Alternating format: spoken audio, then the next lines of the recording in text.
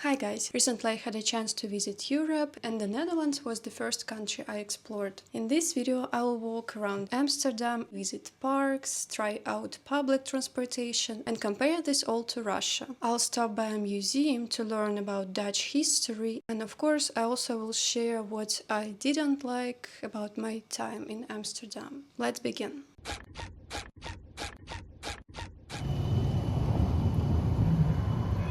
In Amsterdam, we have vastly more bikes.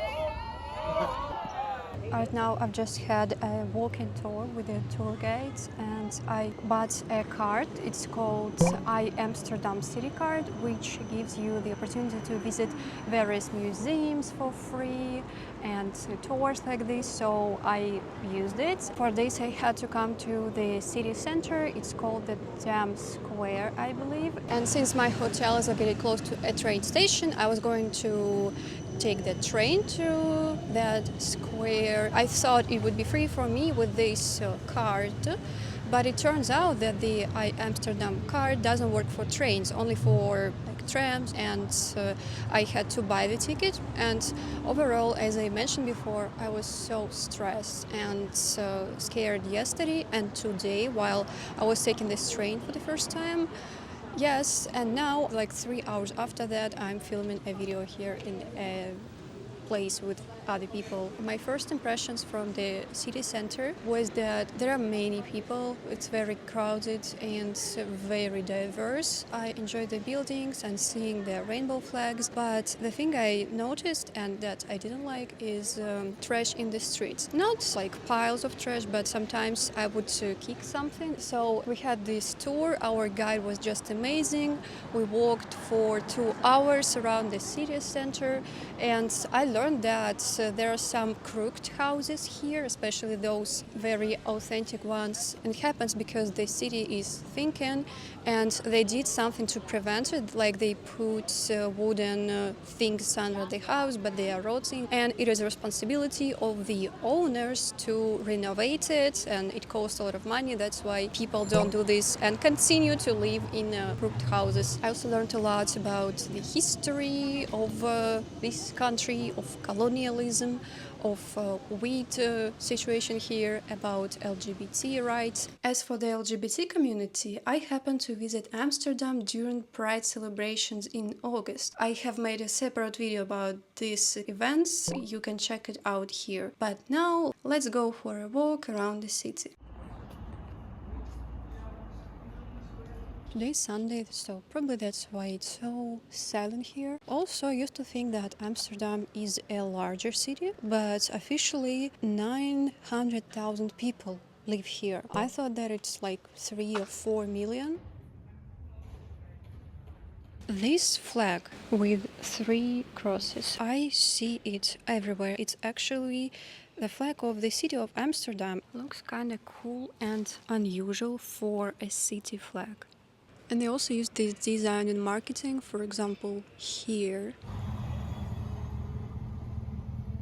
Speaking of daily life, let's check out a local grocery store and see prices and products there. Okay, so visiting the Dutch supermarket for the first time. There's such a big variety of sausages and cheeses, like some cutlets, a barbecue. What is this? Look, they even sell eggs in 4 eggs. I love it. Here's, I believe, a machine for recycling bottles, but it seems that now it's not working. Anyway, I'm surprised to see. Now I will show you some more groceries I got. This is some fancy noodles. I mean fancy because it was more expensive than another. And I have a check here and it says that it costs 2 and 5 euro each. I also got this rice and meat and actually have to microwave it, but I don't have a microwave. Also these carrots for 1 euro. This sausage, and I'm sorry guys, but I still haven't figured out what it's made of. Anyway, I see it's a sausage. And also I got this bapao bun.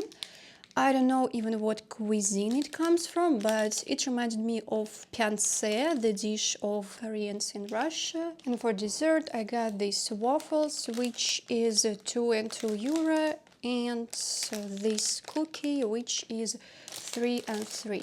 And overall, these items cost me 20 euro. Honestly, I wouldn't say that it's too expensive because it's pretty comparable to Russia, especially considering how much prices have gone up there. And, well, also the fact that people in Russia earn like an average of 400 US dollars per month. Anyway, one thing that is definitely different from Russia are the bicycles. I've never seen so many of them. And after I posted my last video from Amsterdam, someone commented, "Hey, there's my bike in your video." Even my bike got to me too. And someone else replied, "This is so Dutch." I find this super cute and funny. And another thing that is so unusual for me is accessibility. It is so cool because I'm not used to see so many people with disabilities in Russia because infrastructure is not made for them. Another thing that is different from Russia here is how they keep vegetation wilder.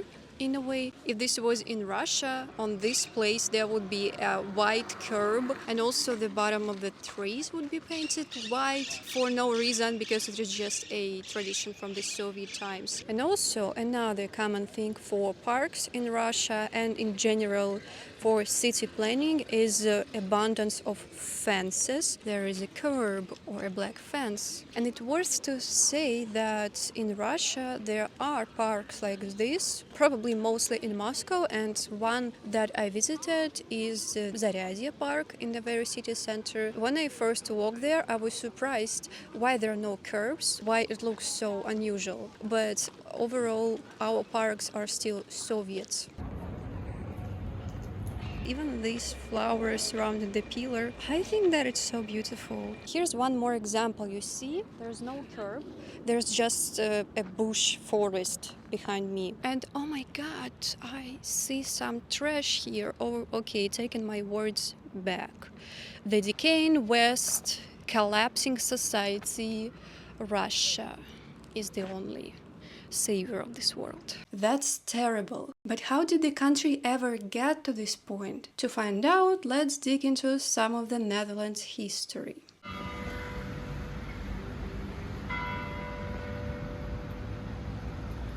Another thing that surprises me so much, coming from Russia and Georgia, is seeing the diversity and people of so many different ethnic backgrounds. Although I traveled to the United States about 5 years ago, and there I lived on campus where there also were international students, but for the last 5 years of my life I lived in Eastern Europe, either Russia or Georgia, and that's why here it's my first time in a while in the Western world. It is physically very unusual for me to see people of different skin color in the streets. But it's interesting that now, after several days spent in Amsterdam, I'm becoming used to this and don't pay attention to. And when I see people from African or Asian countries here, I start to think, like, are they immigrants here who came here recently, or are they third generation descendants of people who moved here some time ago? Do they consider themselves Dutch, and are they seen as Dutch by the local white population? Also, I notice a lot of foreign stores here. For example, one street away from here there is an open street market, and there are many shops, hair salons for black people, or Surinamese food. It's so interesting. Like, I wish I had more time to explore this all. And this brings me to a conversation about the museum I visited. It's called World Museum, but it used to be called Colonial Museum because it tells about how the Netherlands colonized different countries. And I learned so much because I basically didn't know that the Netherlands also participated in this world process, because mostly when I think about this, the first country that comes to my mind is the UK and maybe French colonies as well. It was new to learn about Dutch colonies, and especially in Indonesia and Suriname and some other parts of the world. And I think it's very important when the society is reflecting on this. And I watched some street interview where a Dutch person said that this colonial history used to be something to be proud of. Although I personally don't know how a government can sell this to their citizens, that look how cool and proud we are. We brought this tea and spices from Asia. Like, what here is to be proud about? That you robbed them? Or maybe the idea was that, look how we brought our civilization to them. But yeah, it was in the past, and now that person in the street interview said now it's something to be ashamed of. And although the Dutch people today are not the ones who are personally responsible for the crimes of their ancestors, yes, it is a fact, but they still reflect on their history. And I think that this reflection is what helps people today to be more accepting and tolerant to differences of other people. Of course, this is how it works in an ideal society. Probably in the Netherlands, for the people of color is still not perfect. And also I found the statistics that of the 17 million people residing in the Netherlands, 2.6 million were born abroad, so they came here as migrants. And speaking of integration, I found this info that actually there is a big Surinamese diaspora, and they have seemingly become symbols of successful assimilation. A big influx of Suriname nationals coming to the Netherlands started 50 years ago, so it's actually a long time. And it's so pleasant to see when migrants make efforts and manage to study the local language and speak it, because I compare this to the situation with the immigration in Russia. No, there are also many immigrants, mostly it's people who come from the former Soviet republics in Central Asia, Uzbekistan, Tajikistan, and unfortunately, especially recently, the xenophobia towards them increased. And one of the claims, oh, they come to our country and they don't even speak our language. And I understand this claim, but it is the responsibility of the government to provide free courses for these people. And I purposely Googled that the other day, and I found very few opportunities for people to learn Russian. Yeah, there are some courses, but it's not like it's set up in every city, as for example in Germany. I Googled like German classes in different German cities for immigrants, and oh my god, I found courses like this in every city, even in small towns. Probably it's still not perfect, but more well developed. And I think it's responsibility of the government to provide language courses or classes on the culture and history of this country. You let them into your country, so now you have to help them to integrate.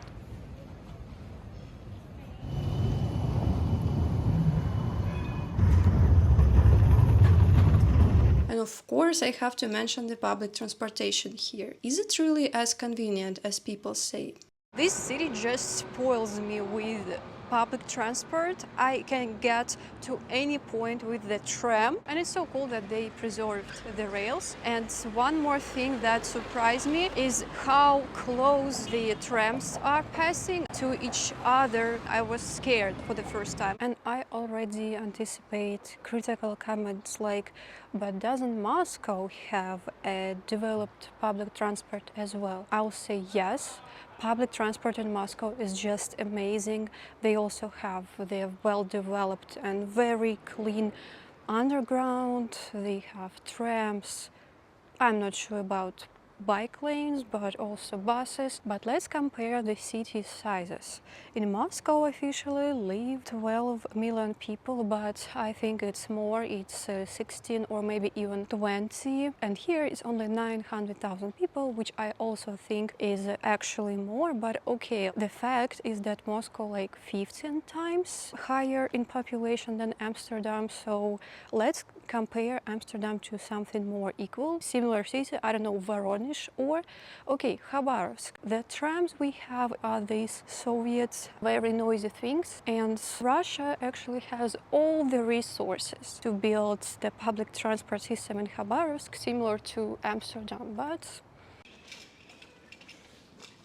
while I found public transport in Amsterdam pretty seamless and easy to use, I did run into a few unpleasant experiences. What I don't like is, seeing some weird people. It's just people who, I don't know, maybe they have some mental illnesses or maybe they are under drugs. When I was on a tram and some passenger who was speaking English, so I think he is an immigrant who came here recently.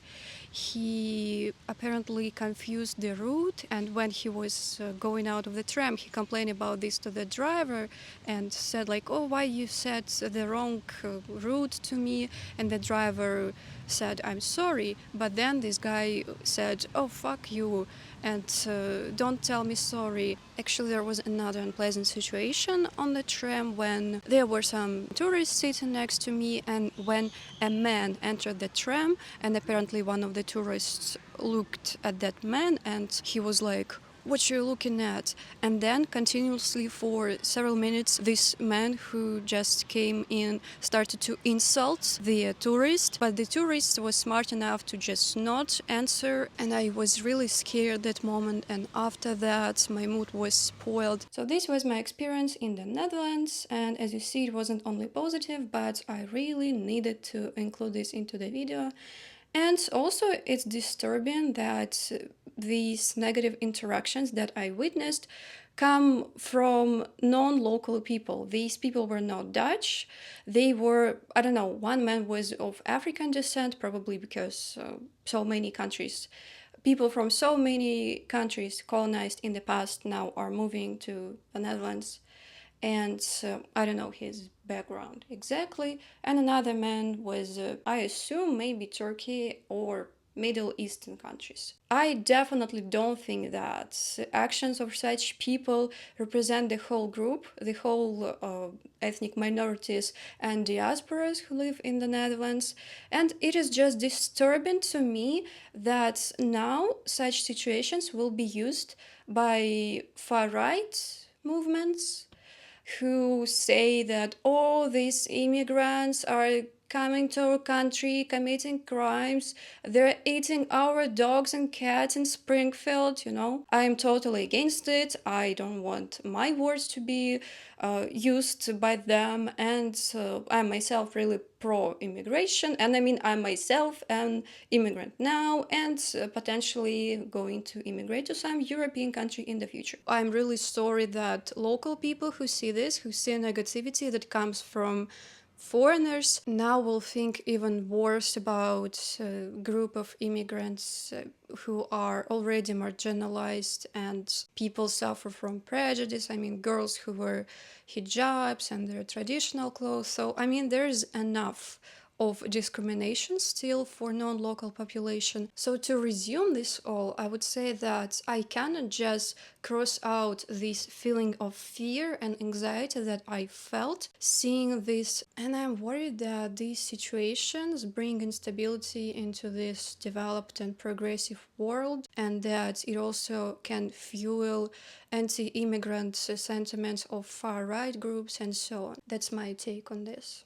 So these were my overall impressions, and unfortunately I didn't visit other cities of that country, and many of you wrote me in the comments that, oh, you have to visit this town or that town. But well, maybe next time when I come to the Netherlands. But after posting a couple of videos from Europe, I got some comments. Oh, you must have such a big cultural shock now. Enjoy the free world. Coming from Russia where you couldn't see any of this. And these comments comments made me to think that some people in the West still see Russia from the American Cold War movies point of view, because Russia is a huge country, very urbanized, there are big cities, and there is progress. And of course, seeing this rainbow flags was something new for me, because in Russia there are laws against LGBT propaganda, and of course freedom of speech in Russia is limited, and there is basically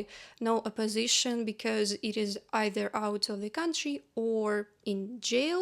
But I mean, still, people in Russia have the internet, they watch American movies, the society is westernized, at least in big cities. Like, we used to have gay clubs in big cities, or even Tinder, where it was possible to find a date for queer people. Well, now, since 2022, it's a different story, because anything that I just mentioned deteriorate, and Tinder left Russia because the police raids gay clubs and arrests people there. And I mean, the whole situation is much worse. So now I'm contradicting myself, saying that Russia is not scary, but yes, actually it is scary because of this and that. But I mean that it just frustrating for me to see that people don't know about the progress that Russia at least had up to until recently. And I don't have a cultural shock from seeing life in the West, because again, partially it was possible to see it in Russia, and also because we have internet. What I'm trying to say is that Russia is a country, has a lot of potential and prospects, but unfortunately now, because of the autocracy there, the country is ill. But I hope that in the future it will be democratic. Anyway, thank you for watching this video. Write your opinion in the comments, like this video. You can also subscribe to my channel or support me by becoming my patron or a YouTube sponsor. Thank you very much. Goodbye. Пока-пока.